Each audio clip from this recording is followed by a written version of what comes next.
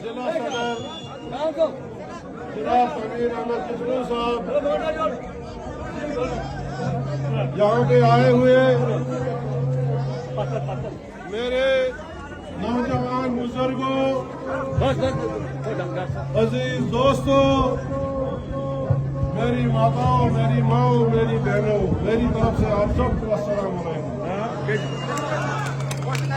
सबसे पहले मैं आप तमाम नौजवानों का, बुजुर्गों का दिल की अमीर गहराइयों से शुक्रिया अदा करना चाहता हूँ,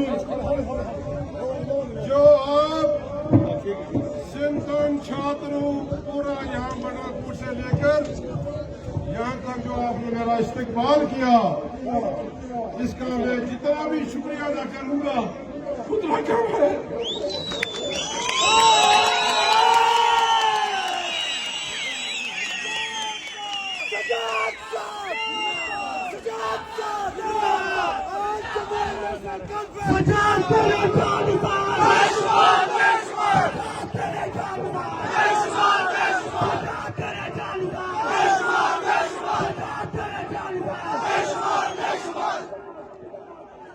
ये सिर्फ और सिर्फ आपकी दुआओं का असर है जो आज मुझको ये मनसब मिला है। ये सिर्फ आप लोगों की वजह से मिला है, वरना अगर देखा जाए 2024 के असेंबली इलेक्शन में किस तरह हमको हराया गया, मगर मेरे रब को, मेरे अल्लाह को कुछ और मंजूर था। इसका यह मतलब है कि 2024 का जो रिजल्ट निकला उससे अल्लाह नाखुश था और अल्लाह ने दिखाया आप इसको यहाँ जबरदस्ती हराओगे, इसको मैं ऐसे पंचायत में ले जाऊंगा जो देश का सबसे बड़ा पंचायत है। और अल्लाह ने आज, मेरे रब ने आज ये दिखा दिया।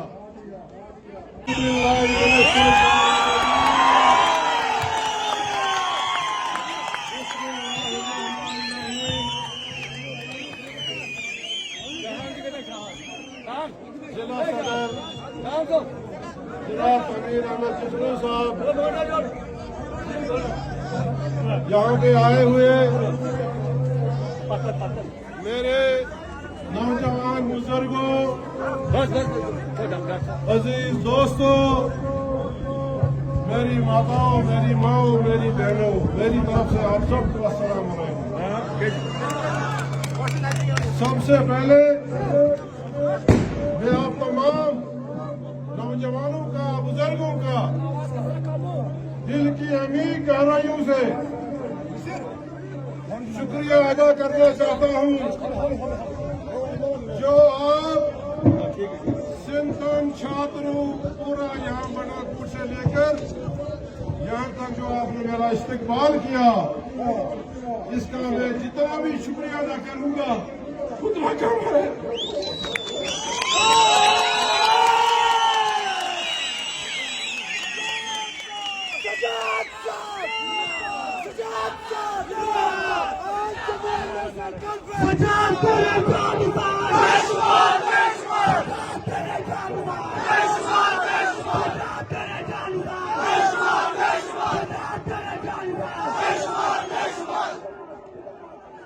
ये सिर्फ और सिर्फ आपकी दुआओं का असर है जो आज मुझको ये मनसब मिला है। ये सिर्फ आप लोगों की वजह से मिला है, वरना अगर देखा जाए 2024 के असेंबली इलेक्शन में किस तरह हमको हराया गया, मगर मेरे रब को, मेरे अल्लाह को कुछ और मंजूर था। इसका यह मतलब है कि 2024 का जो रिजल्ट निकला उससे अल्लाह नाखुश था और अल्लाह ने दिखाया आप इसको यहाँ जबरदस्ती हराओगे। इसको मैं ऐसे पंचायत में ले जाऊंगा जो देश का सबसे बड़ा पंचायत है। और अल्लाह ने आज, मेरे रब ने आज ये दिखा दिया। मैं आपने नेशनल कॉन्फ्रेंस के कायदीन को, जनाब डॉक्टर फारूक अब्दुल्ला साहब, जनाब उमर अब्दुल्ला साहब और दीगर कायदीन का दिल की अमीर गहराइयों से शुक्रिया अदा करना चाहता हूं। मसला ये नहीं कि जमात ने हमको कितना बड़ा मनसब दिया है, मसला ये है, ये पसमानदा और दूर दराज इलाका जो है ने याद रखा और ये फैसला किया। आज के इस इलेक्शन में मैंने तो यूं बड़े इलेक्शन देखे, पार्लियामेंट के इलेक्शन, असेंबली के इलेक्शन, राज्यसभा के इलेक्शन। 2015 में भी मुझको कैंडिडेट बनाया था राज्यसभा के लिए, मगर उस वक्त बदकिस्मती से नाकामी हुई।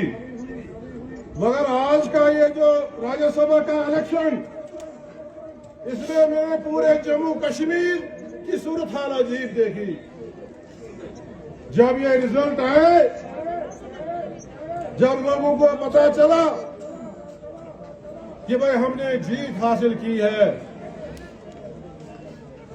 जम्मू कश्मीर के दूर दराज के इलाके, राजौरी, पुंछ, कश्मीर, कुपवारा, ये इनके गांधरी के इलाके, लोगों में जोश, जश्न।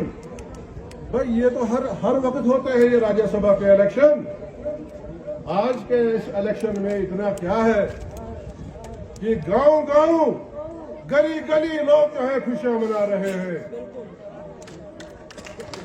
मैं आपको ये बताना चाहता हूं कि पिछले 11 बरस में जो बीजेपी ने चुनी हुई सरकारें, चाहे वो महाराष्ट्र की सरकार थी, चाहे वो दूसरे राजस्थान की सरकार थी, चाहे मध्य प्रदेश की सरकार थी, लोगों की चुनी हुई सरकारें जो है किस तरह से गिरा दी, बल के जोर से, पैसे के जोर से। तो लोगों के अंदर जो था एक रोष था पूरे मुल्क में, और खासकर जम्मू कश्मीर के लोगों का, जिन्होंने 1 साल पहले तो हम आज भी इस चीज का कंडेम करते हैं, मजम्मत करते हैं, जो हमारा खुसूसी स्टेटस 2019 में छीना गया, जो रियासत हमारी थी जम्मू कश्मीर की, उससे रियासत का दर्जा छीन के यूटी में डाउनग्रेड किया। अरे ये कौन सा कानून है? किस कानून के तहत एक मुल्क की सबसे पुरानी रियासत को आपने खत्म करके उसको यूटी में तब्दील किया? क्या हासिल हुआ? आज जो सरकार यहां चल रही है, ड्यूअल सिस्टम, एक कदम भी नहीं चलने देते हैं। आप देखिए यहां आम गरीबों की क्या हालत है, किस जोश और जज्बे के साथ उन्होंने सरकार बनाई थी। आज देखिए जो हमारा बेरोजगार, जो आज से 10 साल पहले जिसको किसी ना किसी तरीके से कोई ऐसी स्कीमें हमने बनाई थी, चाहे वो रहबर तालीम, रहबर जंगलात, रहबर सेहत, किस और मकसद और मुद्दा ये था कि इस बेरोजगार नौजवान को रोजगार मिलना चाहिए। क्या ये गुनाह हो कि भाई हम बेरोजगारों को रोजगार दे रहे थे, हम जगह जगह स्कूल दे रहे थे, जगह जगह अस्पताल दे रहे थे, जगह जगह कॉलेजेस खोल रहे थे, कहा जगह जगह हमने तहसीलें खोली, ब्लॉक खोली।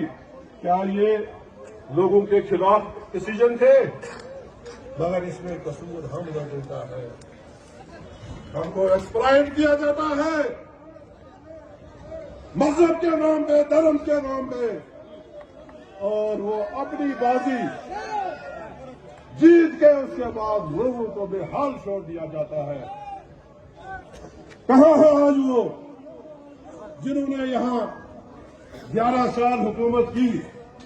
आज हम जानना चाहते हैं इन 11 वर्षों में क्या किया उन्होंने रियासत के लिए, बिलखसूस किश्तवाड़ के लिए। मुझे बताइए, मुझे बताइए कौन से स्कूल खोले, कौन से कॉलेजेस खोले, कौन से अस्पताल खोले।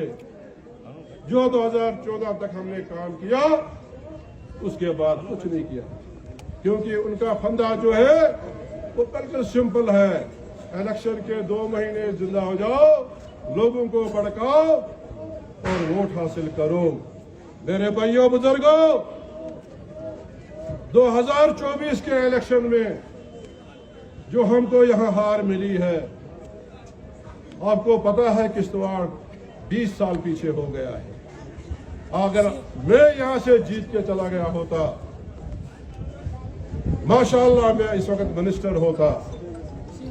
और मिनिस्टर जो है मेरे वालिद साहब हमेशा जब भी एमएलए बने, किश्तवाड़ की आवाम ने उनको जब जब जिताया वो मिनिस्टर बने। और आज से 30 साल 40 साल पहले किश्तवाड़ की क्या हालत थी? वो वही मर्द मुजाहिद था जिसने in one go as a cabinet minister chairman district development board 56 सड़कें जो है वो सैंक्शन करवाई। या आपका जो ये मंडल कहीं कोई कनेक्टिविटी नहीं, हमारे नौजवान साथी नहीं जानते हैं आज से 30 साल पहले यहाँ क्या हालात थी। और अगर ऐसा ही चलता रहा, आप लोग बार बार एक्सप्लॉइट होते रहे, फिर किश्तवाड़ आगे नहीं बढ़ेगा, ऐसा ही रहेगा।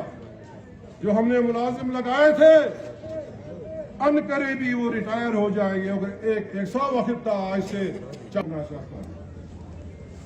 जब भी यहाँ कोई त्यौहार होता है, चाहे वो ईद हो, दिवाली हो, कोई फंक्शन हो, पूरा जम्मू कश्मीर जो है मुतवज्जा हो जाता है किश्तवाड़ की तरफ कि किश्तवाड़ में हालात ठीक है। वहां तो नहीं कुछ हुआ। ये पिछले 11 साल से मेरे कान फट गए हैं लोगों को जवाब देते देते कि मेरे भाइयों, किश्तवाड़ में 1947 में जब पूरा मुल्क चल रहा था, जब पूरी रियासत चल रही थी, उस वक्त भी यहाँ हिंदू भाइयों ने, हमारे बुजुर्गों ने, मुसलमान बुजुर्गों ने यहाँ अमन कायम रखा और आपस में भाई भाई बनकर रहे। और वही सूरत हाल इस वक्त भी है। मेरे भाइयों बुजुर्गों, पिछले इलेक्शन में 2024 के इलेक्शन में 70,000 वोट हमने लिए। 70,000। अगर हम इंडिपेंडेंट कैंडिडेट जो प्यारे लाल जी थे, वो भी नेशनल कॉन्फ्रेंस का एक हिस्सा थे, उनके भी 15,000 डाले, तो 70,000 से ज्यादा वोट हमने लिए हैं। क्या आपने कभी ये असेसमेंट की कि इस 70,000 वोटों में हिंदू भाइयों और बहनों का कितना वोट है? नहीं।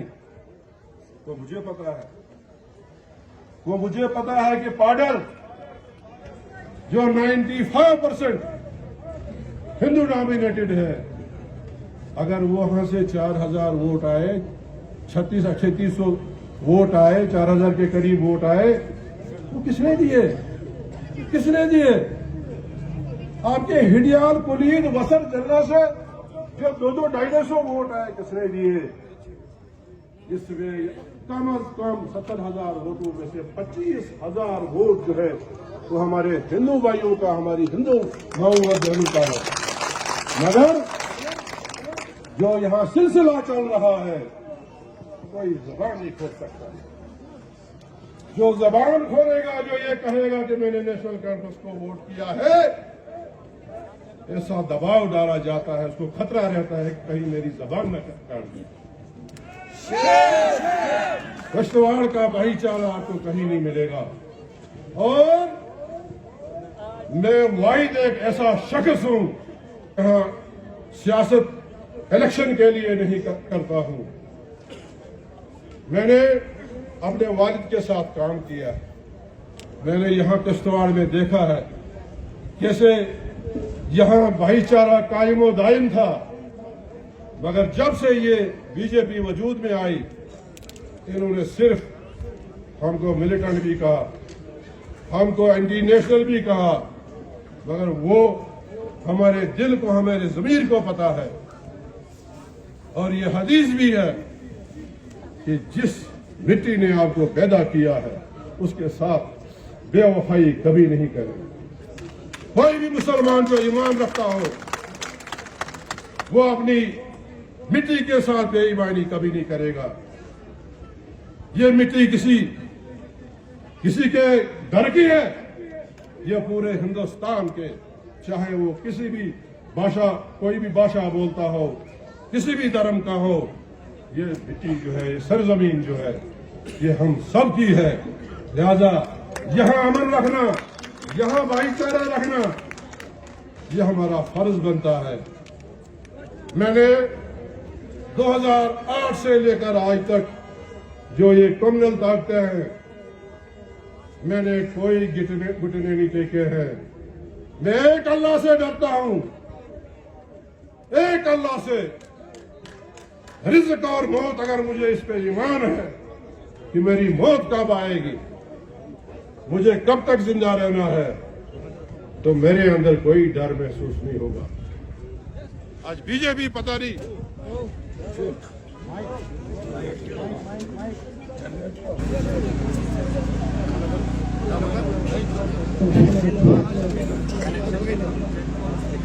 और मैं आपसे यह वादा करता हूं, जब तक मेरी जान में जान है, मैं कम्युनल ताकतों के खिलाफ लड़ता रहूंगा।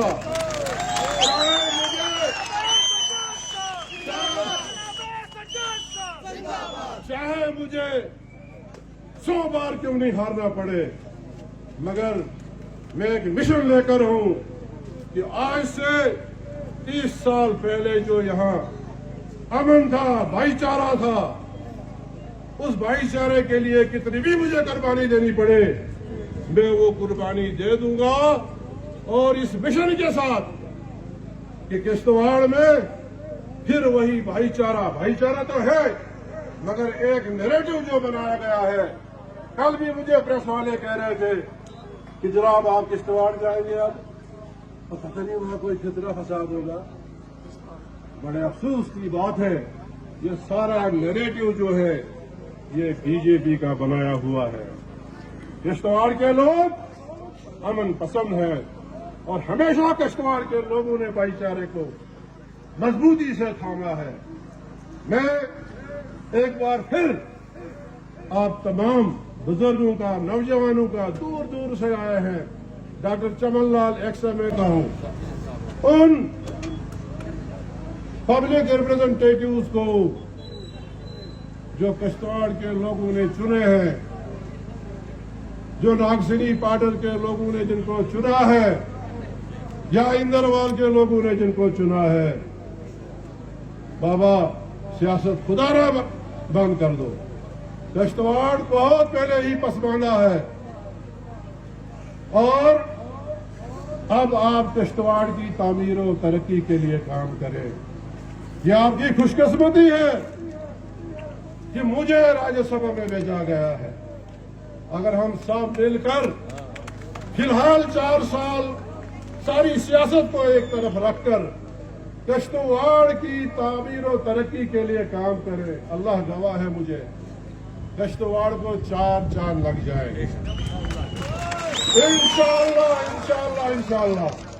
मगर लगता नहीं है, क्योंकि वो जब वो वोट बटोरने होते हैं, आपने तो बड़ा कुछ कहा था, यहाँ एयरपोर्ट देंगे, पैरामिलिट्री में मुझे याद है ऑनरेबल उस वक्त के होम मिनिस्टर, उन्होंने कहा था कि जो दूर दराज के इलाके हैं, पाटर है, मड़वा है, वड़वन है, दक्षिण है, ये छात्रों है, ये यहाँ के बच्चे जो है वो मुकाबला नहीं कर सकते हैं शहरी बच्चों से, लिहाजा हम यहाँ बीएसएफ, आईटीबीपी, सीआरपी इन तमाम महकमों में जो है अनसपाट भर्ती करेंगे।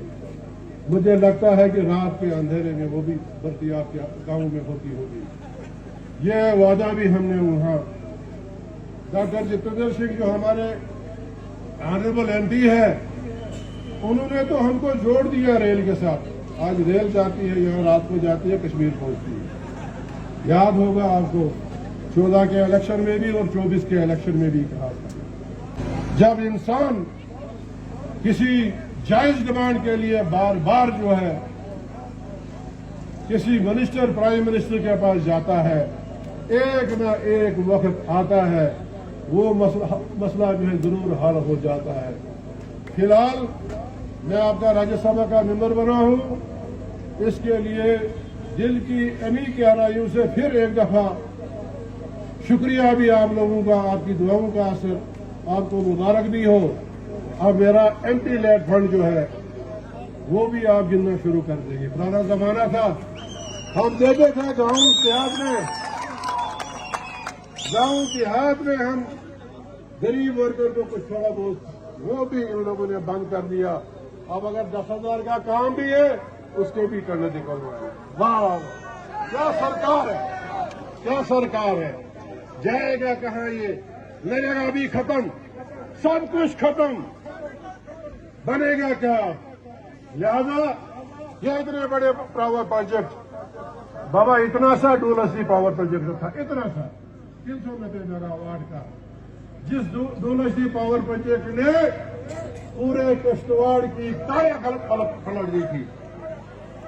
यम लाड़ टीन लगाओ, तमाम किश्तवाड़ लगाओ टीन, तमाम लुको कराओ रोजगार न आज 300 मेगावाट 4-5 बड़ प्रोजेक्ट चला। मुझे कोई हाथ उठाकर बताए कि एक भी इन प्रोजेक्ट की वजह से है। बात वो ये है कि जब तक न हमको स्टेट का दर्जा, रियासत का दर्जा बहाल होगा, जम्मू कश्मीर कभी तरक्की नहीं करेगा। यहाँ की बेरोजगारी, उसके लिए हम कोई सदबाब नहीं उठा सकते हैं जब तक न यहाँ जो है स्टेट बहाल होगी। आज देखिए यहाँ रास्तों की हालत देखिए, स्कूलों की हालत देखिए, अस्पतालों की हालत देखिए। ये इसी वजह से है कि हमारे फंड जो है वो कम कर दिए गए हैं। जाहिरी तौर पर ये तो कहते हैं कि सब कुछ हमने ये पहाड़ और ये पहाड़ मिला दिया, मगर वो लोगों को पता है कि यहाँ कितनी शक्ति है। लिहाजा आज दुआ करो कि रियासत बहाल करे और रियासत जम्मू और कश्मीर के लोग जो है अमन और चैन और तरक्की से रहे।